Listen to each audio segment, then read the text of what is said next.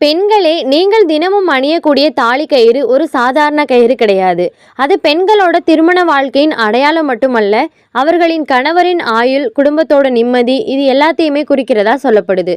ஆனால் நம்மள நிறைய பெண்கள் நமக்கே தெரியாமல் இந்த தாலி கயிற்றில் ஒரு சில விஷயங்களை செஞ்சுட்டு இருக்கோம். அது என்னென்ன அப்படின்னு சொல்லிட்டு தெரிஞ்சுக்கிறதுக்கு முன்னாடி என்னோட சேனலை சப்ஸ்கிரைப் பண்ணிட்டு பாருங்கள்.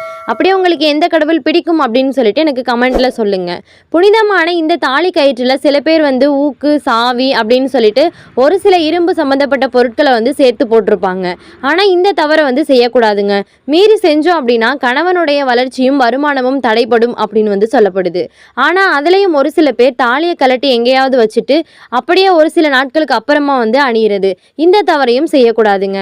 ஆன்மீக நம்பிக்கைப்படி தாலி கயிற்றை கலட்டின உடனே சுத்தம் செஞ்சு உடனே மனசார பிரார்த்தனை பண்ணி செஞ்சு அணிஞ்சுக்கணும். இந்த மாதிரி ஒரு சில தவறுகளை நம்ம செஞ்சோம் அப்படின்னா திருமண வாழ்க்கையில சிறு சிறு மனஸ்தாபங்கள், அமைதி இல்லாமல் இருக்கிறது இது எல்லாமே வரும் அப்படின்னு சொல்லப்படுது.